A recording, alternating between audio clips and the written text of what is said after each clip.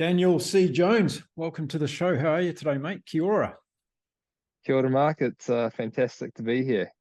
And being here, you're talking to us from beautiful Chamonix in France today, is that right? Yeah, that's right. The weather's cleared up and it's all looking good for hopefully a big experience out there. Well, yeah, the Utmb.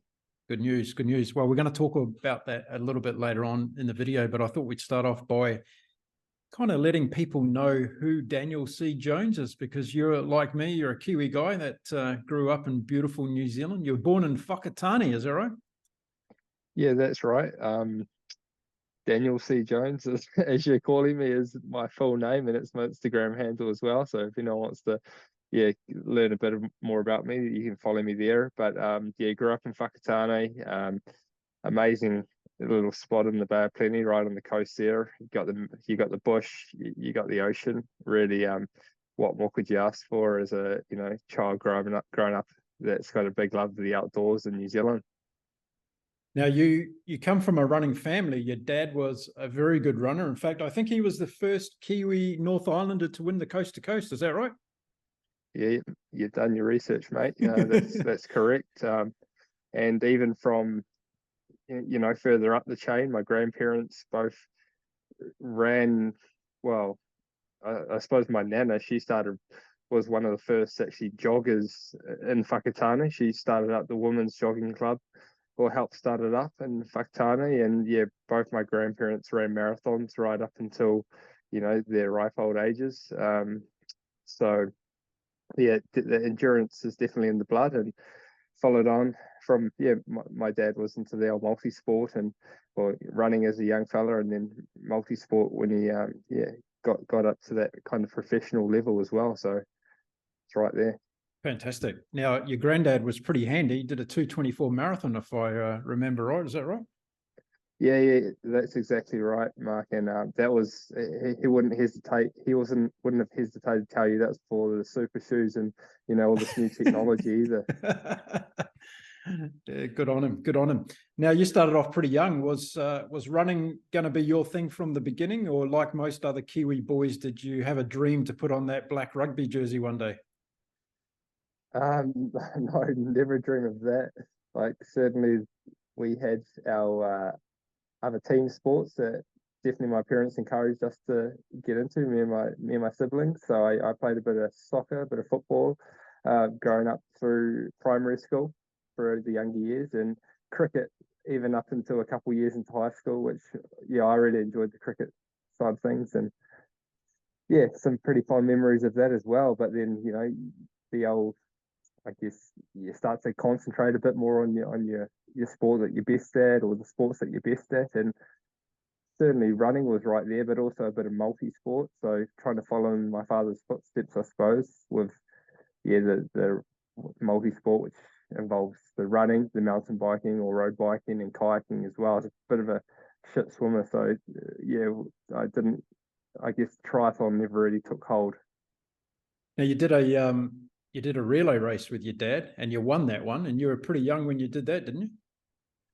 Yeah, we actually competed in the coast to coast together as a team, and as you say, in the relay section of that race. And coast to coast is, it's a premier multi-sport race of New Zealand and the world. So to actually team up with my dad when he was, I guess, towards the later stages of his career, me just really starting out and finding my feet in the trail running and multi-sport community. That was actually just an amazing experience. I think it might have been one of my last years of high school. So to kind of wrap things up there with him, taking part in such a cool event, like the atmosphere is amazing. And we were going to actually enter a father and son team.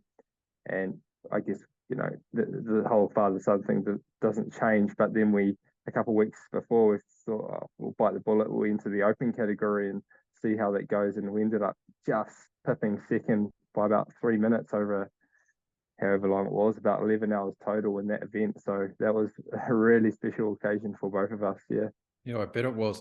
Now, we better explain for all the international listeners and viewers about the Coast to Coast, because it is an epic multi-day event in New Zealand. And how about you explain what the Coast to Coast race is actually all about? So you start off from the west coast of the South Island of New Zealand, a place called Kumara Beach, and yeah, you run 2.5, 3K up the road, jump on the road bike, and you cycle 55K in a bunch to the start of the run section, whereas you put on your running shoes and you run 30 odd kilometers over the Southern Divide, over the Alps, Southern Alps, and yeah, that takes you to the east coast side of New Zealand, of the South Island, and from there you get your road bike and you cycle 15 kilometers to the start of the kayak, and then jump in the kayak for a 70-kilometer grade 2, like pretty hectic ride down the Waimakarere River, an amazing river, absolutely awesome. And to do this in a race environment is really special in multi-sport boats, which you can get some very unstable boats, and you have to, put in a lot of time to be able to stay upright in these going down that river. And then, yeah, the last 70-kilometer cycle into Christchurch, which takes you to the east coast of the South Island, is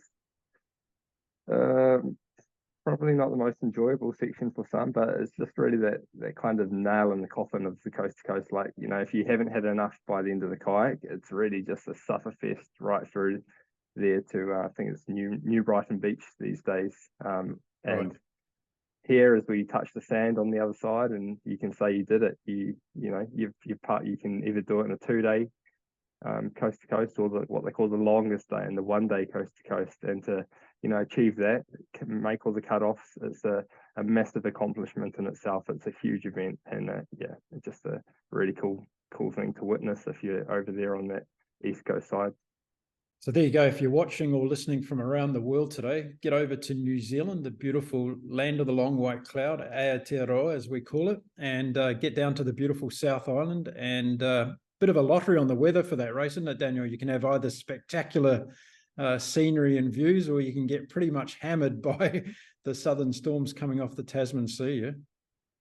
Yeah, absolutely. And like that just adds to the event. Some years you'll be absolutely roasting, and then some years, those rivers, you'll be watching those rivers, making sure they don't rise too much.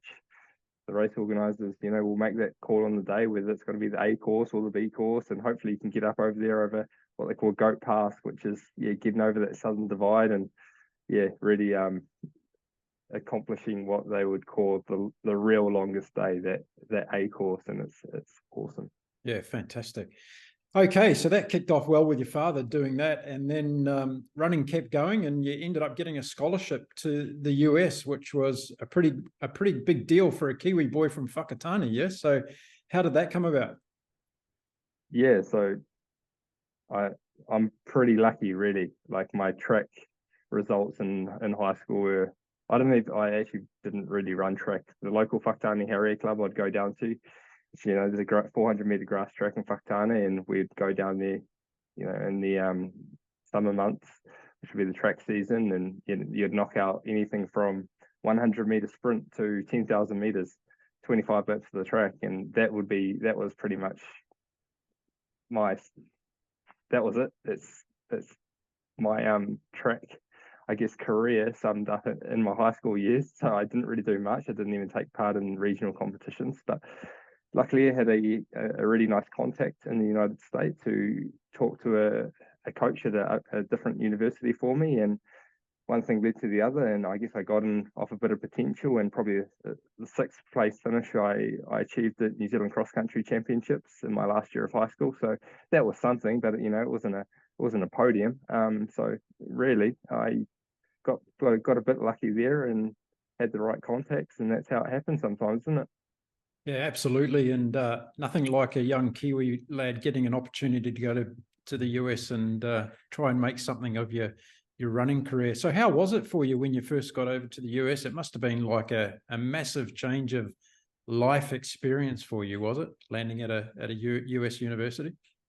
Yeah, the cool thing was my dad was actually taking part in one of his last overseas international adventure races in South Dakota. So I went along and helped support him in that race, and got to, I guess, get my feet wet in that regard and what the American culture would be like, and got my share of Taco Bell all that kind of good stuff as you do traveling around. Yeah. And then got dropped off at I flew on to Eastern Kentucky University from there, and that's when I really got involved with the cross country team. And we had an awesome team of internationals. We had Australians, we had Scandinavians, Europeans, Kenyan, Ugandans. So we had a really good mix, and of course Americans on that team as well. So we were very multi-cultured and multi-country team, and I think that made it pretty special. I mean, we could all kind of relate from being away from home and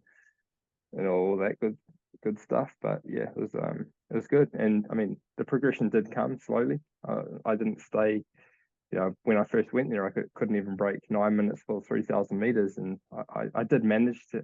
I'm reasonably happy with some of the times I produced, but yeah, I still think that there was still a long way to go in my development, even by the time I finished university. And by that stage, actually, I was quite burnt out from running.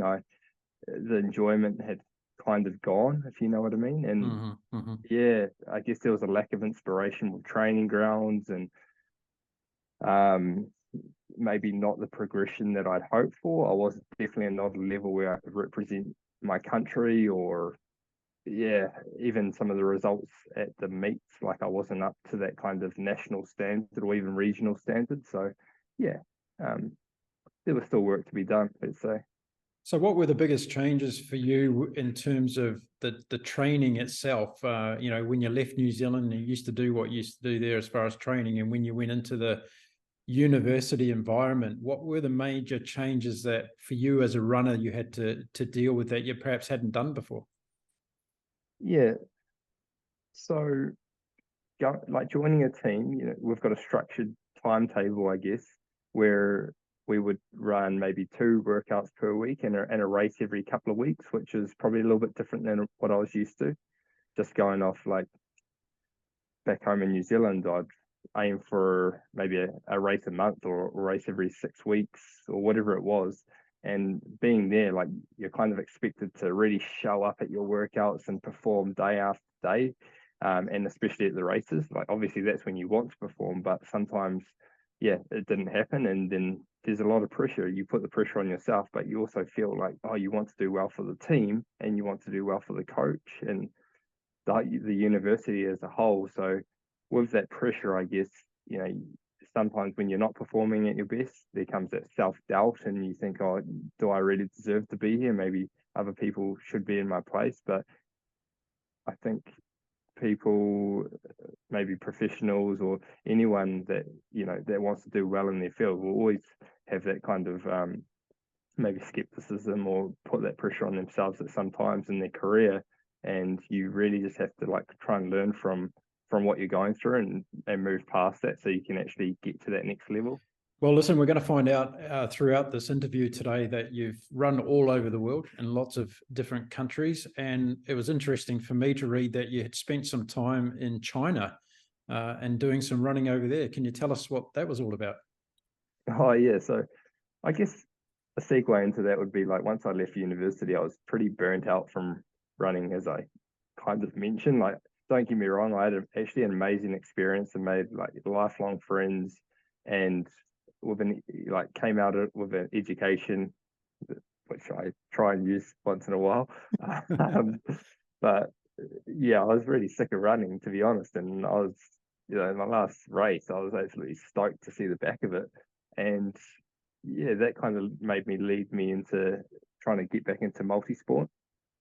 And with that, picked up the cycling again, picked up the kayaking again, and I think it was only a couple of weeks after I got back from the States, I was actually on my way to China. Pretty underdone on the biking or the kayaking side of things, but I picked up a bike in America, so my running and cycling was actually to a pretty decent level.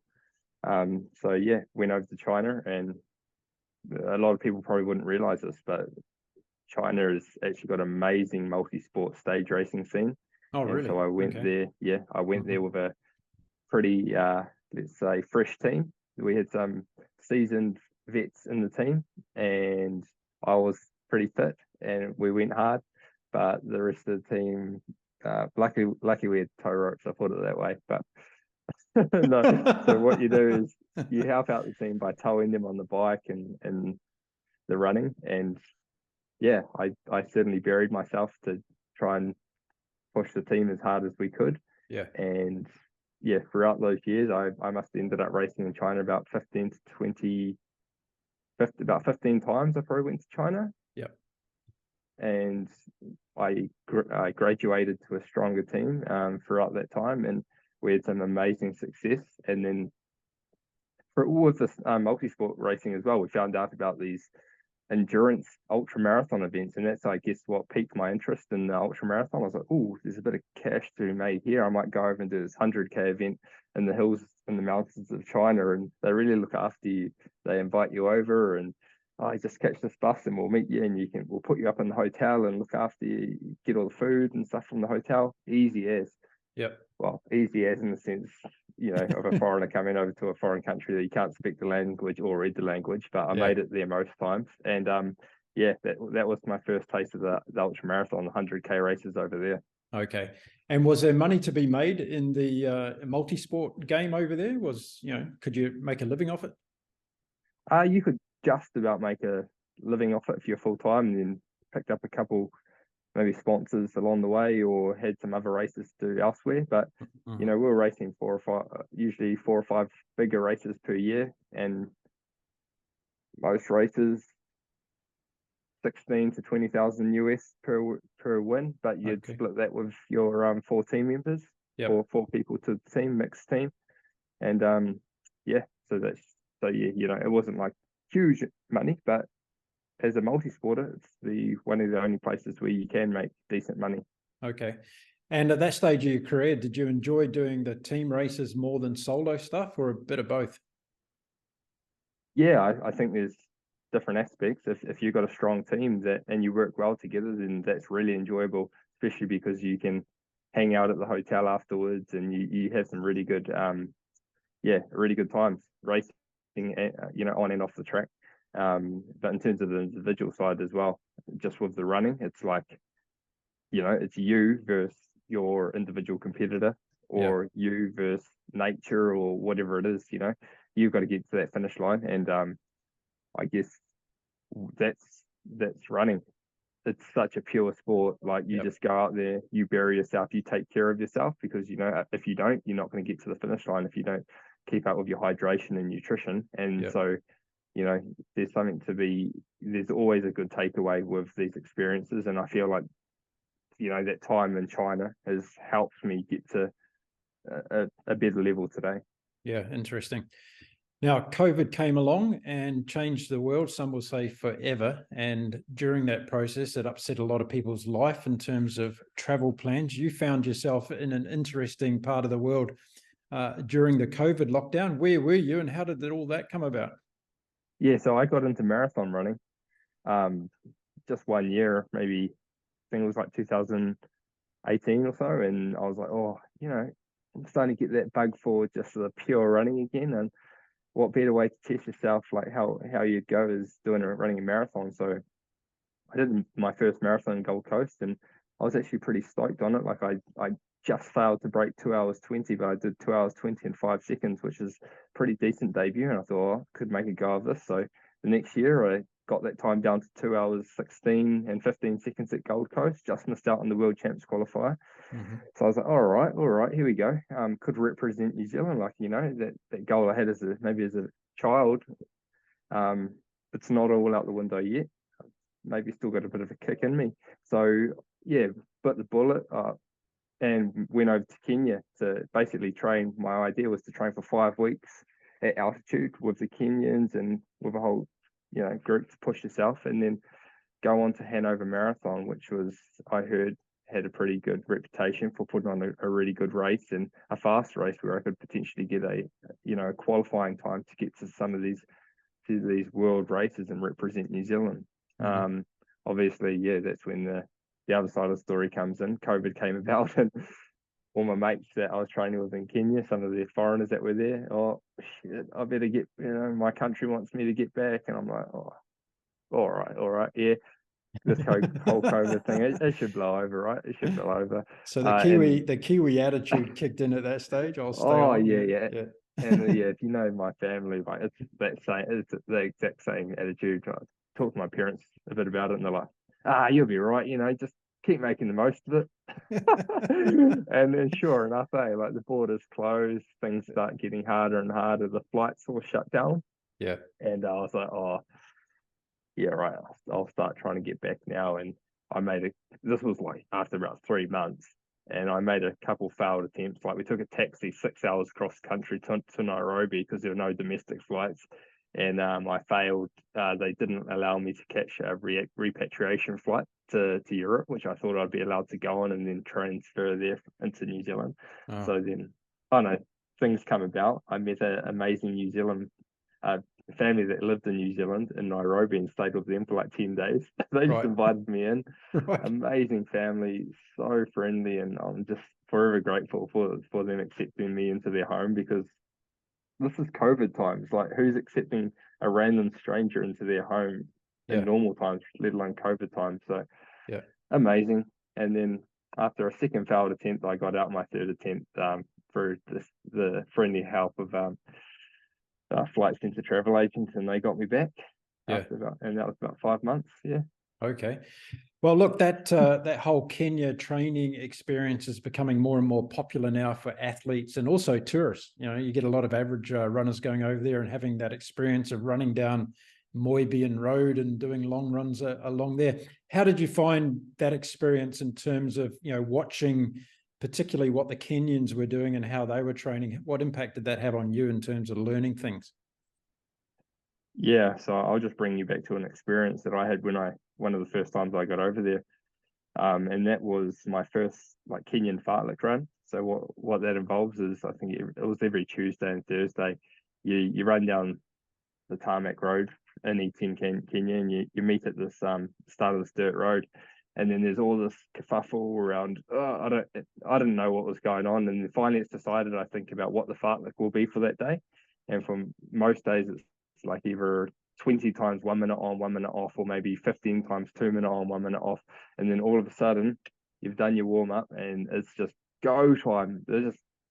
You just take off like the clappers, and for me, I don't really have too much pace in me, so I'm just like trying to hold on as best I can. And then on the recoveries, the 1 minute recovery, it's just like it's basically a tempo for me to try and catch back up to the back of the front group.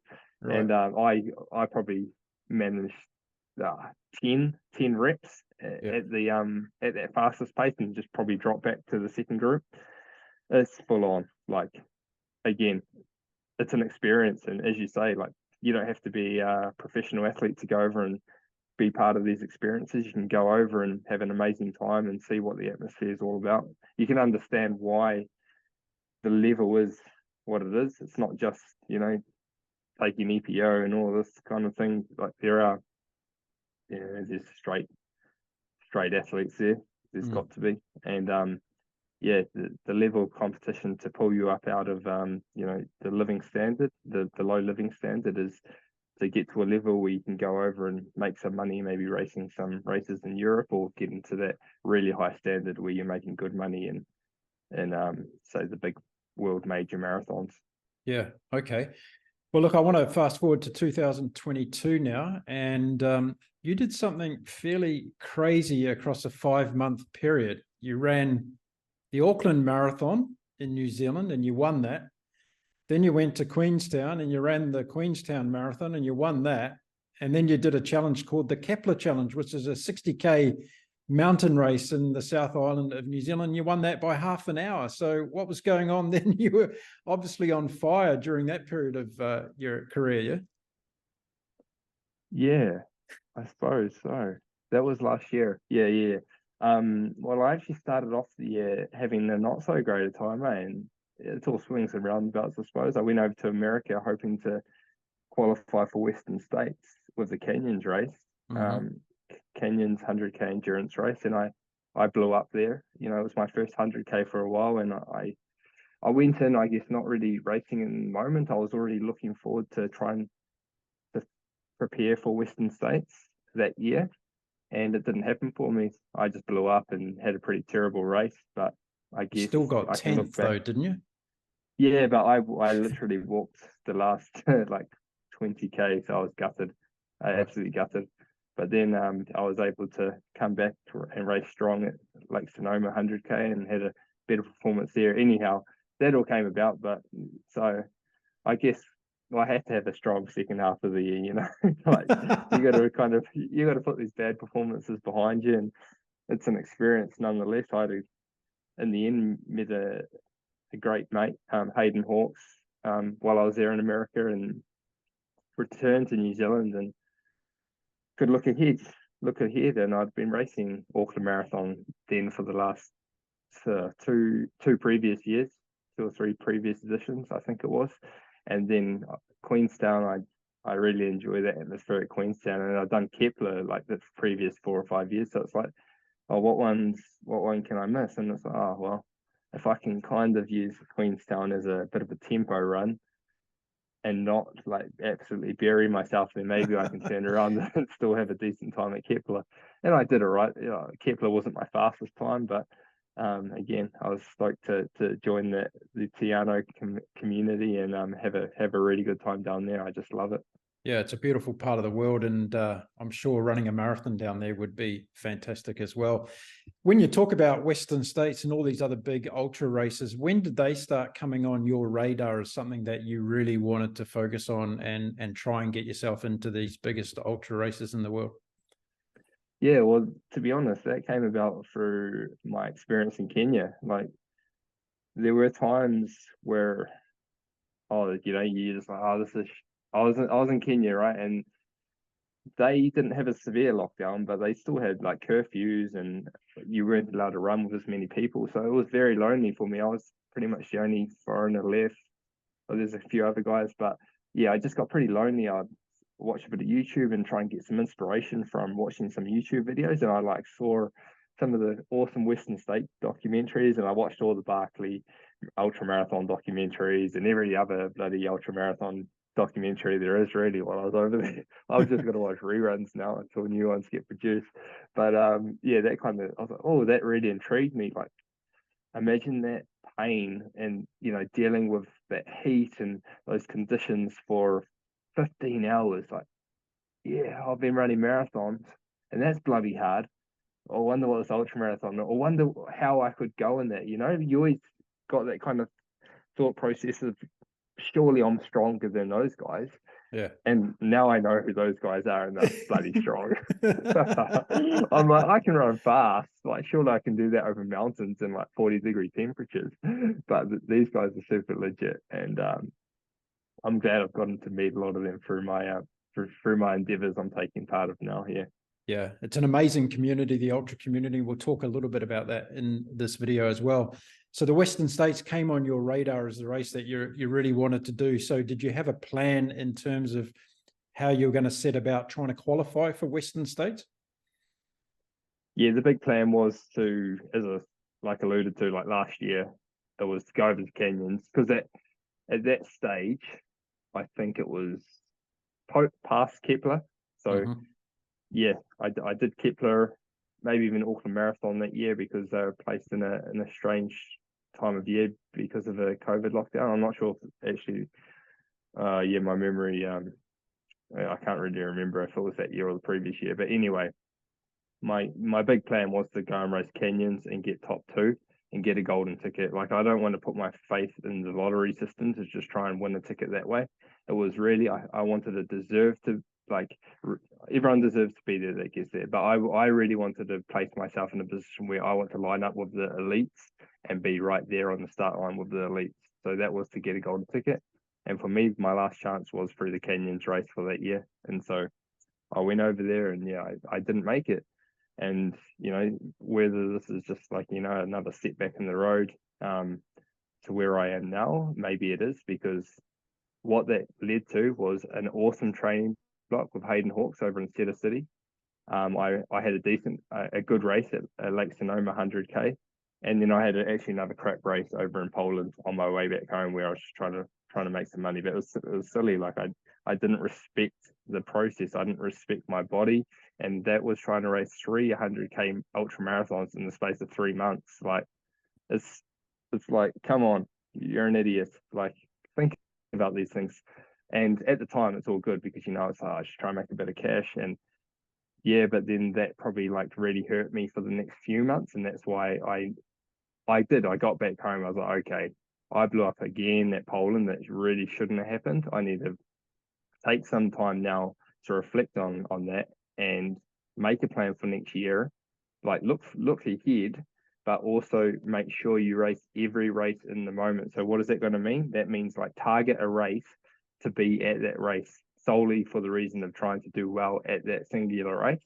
Yep. And yeah, so I did that lead up. I did the okay, maybe it was a bit silly again, as you say, but you can pretend you learn some things.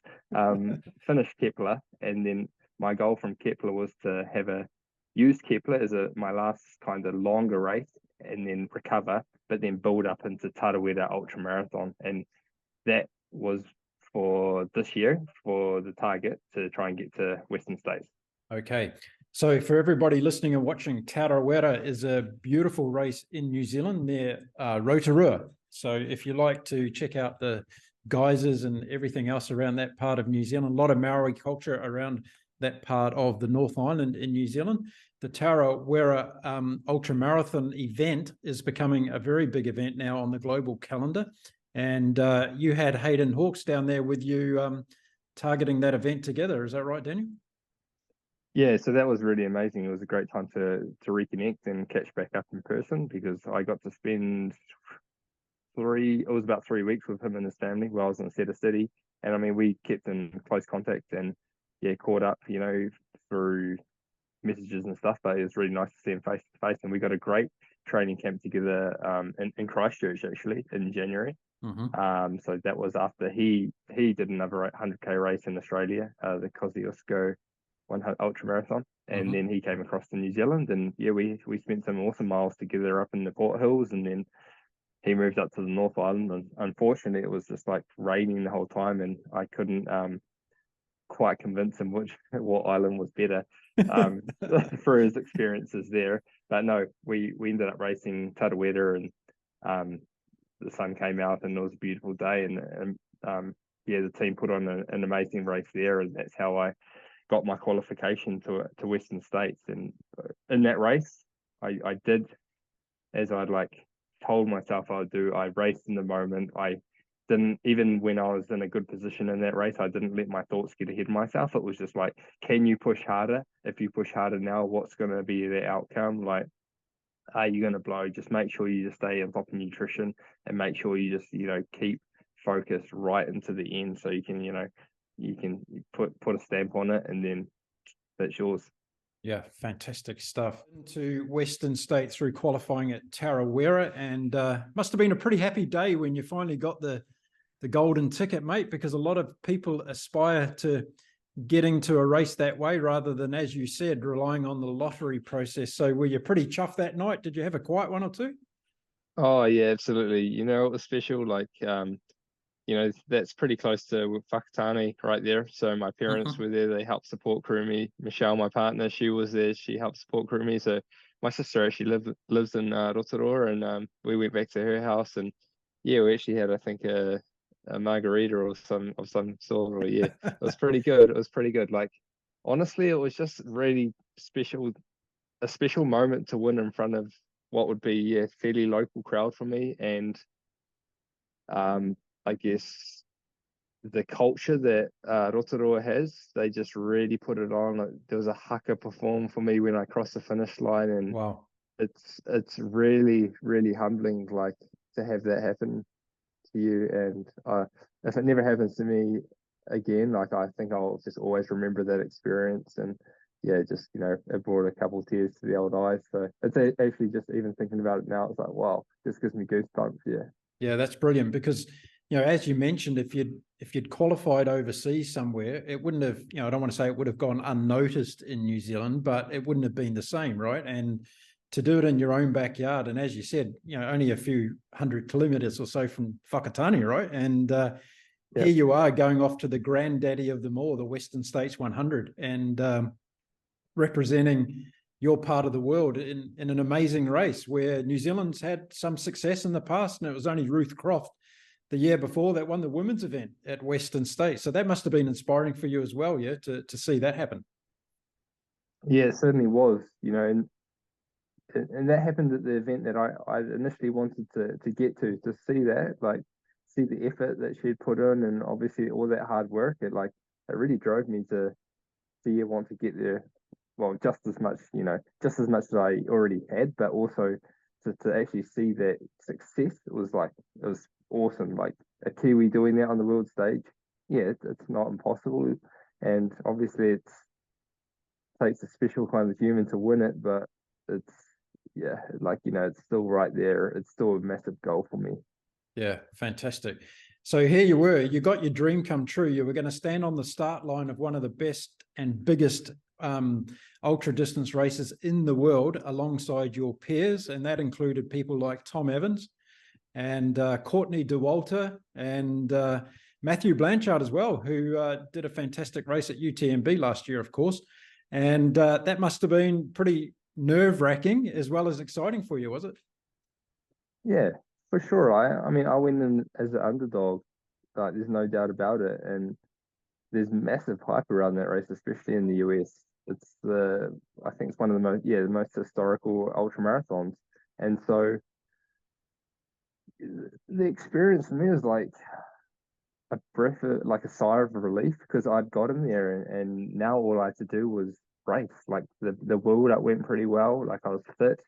I'd acclimatized, gotten used to the heat, gotten used to altitude. Like, I went there, I went to Boulder, I went to the Grand Canyon to properly prepare. Like, I tried to leave no stone unturned, because I wanted to put in a performance that I knew I was capable of. Like, I know these are huge names that I was lining up next to. I mean, these are the names of the people that I'd been watching on YouTube like 2 or 3 or whatever years prior, and for sure I knew that it was going to need a massive performance to be up there. So tell me the mindset when you go into that race. Is it one of, okay, these guys probably don't know a lot about me. They probably obviously knew that you won Tarawera to get there. But were you under the radar coming in thinking, right, I can take these guys down? Or what was the mindset when you went into that race? Oh, yeah. Like, because I guess I can trust in my ability to run fast and long, and it's just around getting the other things right, like managing yourself through the hills. And oh, I had full confidence in myself that I could actually get a podium finish, but whether that happens on the day or not is like another story. And it didn't happen. I ended up fifth, but the race itself, like, it started off going to plan, but then actually in the high mountains, I ended up falling through like a bit of snow, and like ended up falling down and hitting my knee on a rock, and it led to like quite a bit of pain for about 50 or 60 kilometers until the pain subsided, and then I could actually feel like I'd get into my rhythm. Like, by that stage, I dropped off that front pack just because I was trying to like ice my knee like with some of the snow as I was running along. And I'm not saying even that, you know, that meant that I kind of stuffed up my race, but what it actually might have done was hold me back for some of the downhills and uphills and save myself for later, because later on in that race, like, I went through it all, like pain, then I went through the canyons, the heat, and really felt like I suffered in that second canyon coming up into Michigan Bluff. Like, oh, whew, it was tough. Like, it wasn't the hottest day ever out there, but it's always going to be hard running 100 miles no matter what the conditions. And then yeah, I managed to keep in a good frame of mind and finish the race strong. I picked up my paces at Forest Hill, the 100-kilometer aid station, or around about 100 kilometers, and I was able to really find a good rhythm and finish the last 60K by picking up, I think it was two or three guys, or just about caught up to fourth, but not quite, and ended up in fifth position.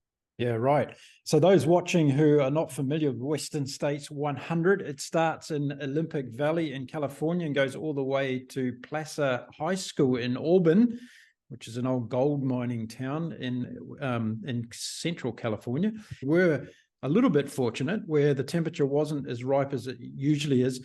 Did it have a big impact on you, the heat in that particular race this year? Well, I was prepared, but you can only be so prepared, right? And yeah, within this race, every aid station, your support crew are putting ice, or even the unaided aid stations where your support crew are not allowed to go to. There's people with ice and they're shoving it down your singlet and your pack, and whatever way you can actually get that ice closest to cool down your core temperature. And you're doing that for a reason, because 30 degrees, 4 degrees, whatever, it's hot outside, right? It wasn't 40 degrees, thankfully, but it was hot enough where you were just starting to cook because there's no hiding it. The stress that you're exerting for your physical exercise anyway, it would be tougher if it was 20 degrees, but it's hotter than that. So yeah, it was. I think I managed myself pretty well, and that's one of the reasons why I was able to come through at the end. But some people didn't, and yeah, just like other years, there were explosions, just not as many. Yep. So by the time you got down to the river crossing, you felt you were getting stronger in the race, or you were, let's say, definitely maintaining your pace rather than getting stronger. But yeah, you were feeling good, were you? Yeah. Well, let's say that what do you call it? My paces would probably say differently with all the complaining I was doing, but no, it was to be honest, like yeah, I had points of pain, like spot on my quad that was getting pretty sore, and that actually bruised up afterwards. I think it might have, I don't know if I hit it on anything or what, but yeah, my knee was actually sweet. I was just, after 100k or 130k, you're starting to find some sore spots anywhere you look. And yeah, I was finishing strong, and I'd say stronger than some and maybe most, but I was still in a hell of a lot of pain. Did you run all the way up the last hill? No, You didn't. no. Okay. I was pushing hard. Yeah. Because as I was approaching the tarmac just before Roby Point, I could see Xing Ping. I don't know if I got that pronunciation right, but I could see him up ahead of me. Yeah. And I was like, I can do this. Like, no, it's not quite enough real estate to close that gap. And right. Yeah, I got up to the top of Roby Point. Like, okay, I think I closed the gap down to about probably a minute or less at one stage. But once I got to Roby Point, this is where you're actually allowed to run in with anyone that wants to be there. So yep. Michelle, my partner, she met me there. I ran in with my other pacer, because I had two pacers yep. Throughout the race, and I ran in who else? Yeah, other people anyway. Any people that supported me, like Fantastic. It was so good. And that's where I hit place a track with them, and then I think they let me run in by myself for the last 100 meters. But the atmosphere in that place is just electric, like a massive, like everyone that's there has a massive appreciation for, I think, what you've just done.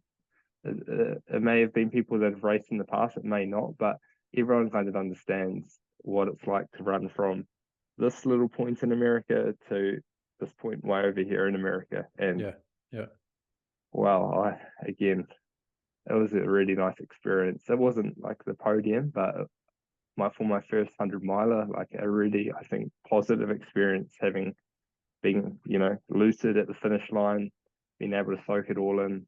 Yep. Very cool.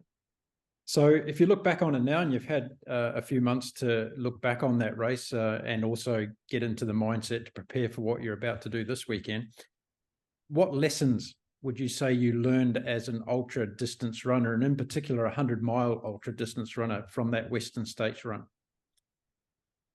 Oh, it's really just to try and stay in a positive mindset when things don't go your way, because 100 miles is a long way, and just like what happened with the knee, like that came right, and something else is going to probably go wrong, like later on in the race. So if you can, stay on top of everything, like your nutrition, just stay on point with everything, then the likelihood is, then if you have a bad patch, then you'll come through it. And hopefully, if you have managed to keep a positive frame of mind, then that will allow you to probably have a positive experience of the whole race, and it'll actually allow you to finish and get you to that finish line.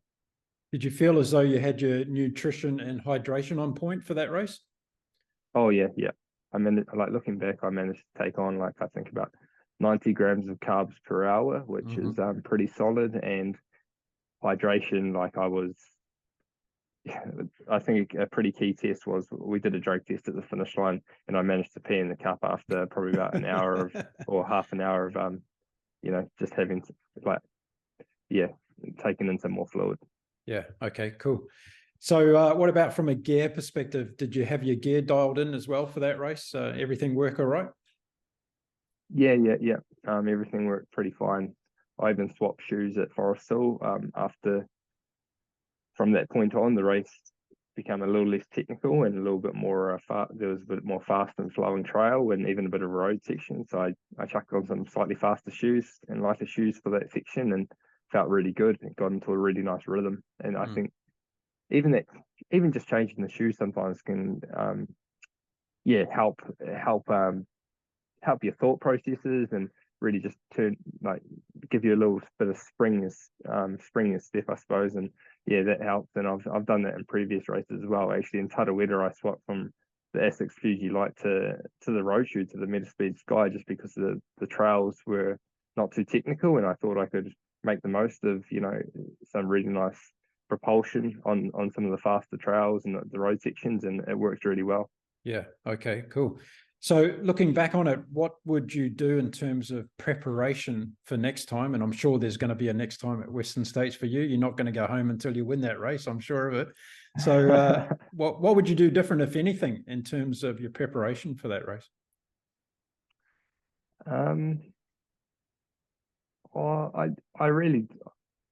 I put in a lot of preparation. You can always do things slightly different. Maybe be a little bit more cautious in the high mountains, so that everything just goes a lot smoother through them in the first part of the course. With UTMB, obviously, like this race has got double the amount of vert. So there's 10,000 meters of vert in UTMB rather than 5,000 meters of vert in Western States. So I'm just hoping, the time I've put into the mountains and like trying to build the strength in my hill running, that's going to cross over into next year in Western States as well. So I can just feel a lot more, hopefully, relaxed, and then not put as much stress on the body by trying to do those big climbs out of the canyons, because I'll be a bit more used to this hill running as well. Yeah. Okay. Before we segue into the UTMB conversation, I just want to get your thoughts as a fellow professional elite athlete of the people that won and were on the podium in that Western States race. Tom Evans' example of running and conditioning and preparation was outstanding. I've had the pleasure of chatting to Tom on the show a couple of years ago before he really made a name for himself, and he's lived up to everything he said to me 2 years ago that he was going to try and accomplish so far in his career. And then we had Courtney Dauwalter doing something absolutely phenomenal from not only a woman gender perspective, but from an ultra running perspective, right? What Courtney was able to do in that race. How do you view those two performances of Tom and Courtney's at Western States this year? Oh, like absolutely phenomenal. Like obviously Tom coming back from injury, and I mean, it was a little while ago, I suppose, but just his side of things, like he absolutely has everything just dialed in, right? And as you said, he probably had a plan from that moment he spoke with you about how to win Western States. And Courtney's, I think for me, that's just that it's really hard to fathom, right? Because she finished sixth, like one position behind me, and I could feel her breathing down my neck that whole time. And I was like, not the whole time actually. I think someone told me when I was running like maybe 40K to go. Enough fair game to her. She's just an amazing athlete, like crazy. Because then, like 3 weeks later, when I was probably down in Los Cabos with still drinking next to the pool, she did hard. No, okay, I was probably back in New Zealand by that point, but I definitely did have some relaxation drinks, and she was doing hard rocks 3 weeks later, and I forgot what she came overall, but maybe fourth or fifth. She got fourth. She got fourth, absolutely crushed it. And this was 3 weeks after just smashing 100 miles, and now she's coming to UTMB. So she's kind of definitely in uncharted territory, because this wouldn't have been done at all before.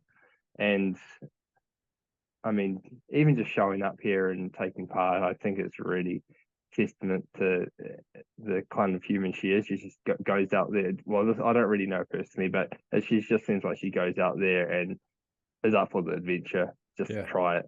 Yeah, it's so cool. Yeah, absolutely. Okay, let's look at UTMB for you now this year. And as I said, we're just a couple of days away from the start of UTMB. And it must be pretty exciting, because this is probably one of those videos you watched on YouTube a couple of years ago of this amazing race. And it probably sparked some desire from yourself to get in and get to Chamonix and compete against the world's best on a different kind of course, because it's very different, as you mentioned, to Western States and a lot of other ultra distance races around the world. So when did UTMB come on your radar as far as I'm going to do it this year? I was always kind of considering that I may do CCC, because I had the automatic qualifying from my win at Tarawera. So again, I was racing in the moment. I had one race that I was concentrating on. That was Western States. Like, I didn't want to think too far ahead, but after Western States, my recovery actually seemed to go pretty well. And so I made the decision to race UTMB. And for me, it's going to be a great experience either way, because I've had a really good year so far. I actually got to meet the ASICS Europe team, so that's who I'm staying with right now in this lead up. So I've gotten to meet them, and I really want to use UTMB to, as a stepping stone for the future, because I realize I've had a pretty big year so far. I did a couple 100Ks and one 100 miler already. So if I can go into UTMB and race smart, like race conservatively from the start, which is probably not something I'm quite used to doing, but if I can race conservatively and like finish, like do everything like Western States, just keep everything dialed in, nutrition, everything. I know my legs are gonna be absolutely smashed due to the vert, but if I can just get through and really use my mental strength, I suppose, like use all the experience I've had over the years to get either a decent result or just a positive experience, and I can use that going forward. Yeah, fantastic. Now, you've been over there for a little while doing a bit of training and been watching your Instagram post of some magnificent scenery over there. You've been up in Iten as well doing a bit of training. How's that been in terms of adaptation to what you were doing in Boulder and all the rest of it? Is it that much harder over there? The hills like in Iten, as you alluded to, is like you walk out your back door and you've got mountains, and you can climb up 1,000 meters vert just straight off the back doorstep, which is just super key, just doing ups and downs. So your legs just get used to that stimulus, and you can just really adapt to, I guess it's really that muscular adaptation to being able to sustain that time on the legs and actually doing the vert at the same time. And also, I got to be there and train with Tom Evans, Scotty Hawker, Ruth Croft, Christian May just won the TDS, who we were training with in team. Like all these guys, like some Spanish guys, Australian guy, UK, everyone. Like, I don't want to miss everyone out, but like it's everyone that had contributed to like a really fun time over there. And like, you didn't like think, oh, I've got to go out training today. It's like, oh yeah, I've got my long run, so I can go and explore 3 or 4 hours with it. Awesome hills, awesome terrain. Yep. And I'm really happy with that decision to go over there, because it got me out of Chamonix as well. But Chamonix gets pretty busy, and Iten was just like another place where I could be like, oh yeah, I can really see myself going back there and using this in the future as well to really prepare me for maybe another UTMB or a CCC, whatever I decide. Yeah. Is it your first time in Chamonix during race week? Yes. I haven't spent too much time in Europe anyway, so that's definitely on the plan, is to spend more time in Europe and get used to this way of life. And how's the buzz around town this week as we head up? Well, some of the races are already taking place, of course, but how is it? 2 days out from UTMB? Oh, well, as you know, mate, I love to make excuses about why I was late to the meeting, saying that I was stuck in traffic, but I had a bike, and it was more so just because I was in town, and uh, there was so much going on, and like I kind of just like glassed over, the message, and yeah, I was it's full on. So the best thing to do is be prepared early, go and check it out, but then actually allow yourself a bit of like mental downtime so you can really be prepared for the race, like at least 1 or 2 days before. Yeah. Now, from a weather point of view, it was pretty shocking in the beginning of the week. In fact, there was a bit of snow around. How's it looking now? And how's it looking for Friday and Saturday? Yeah, so the TDS actually started pretty much in that snow while the snow was coming down at midnight. They started at midnight. That race is 145k with like 10,000 meters of vert. It's like right up there with being as tough as Utmb.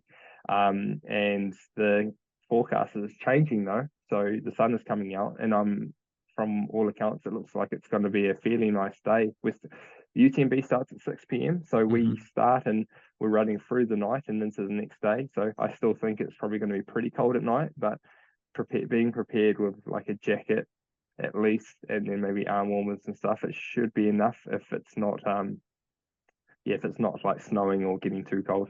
Mate, you're from Whakatane. There's no problem as far as dealing with crappy weather, yeah?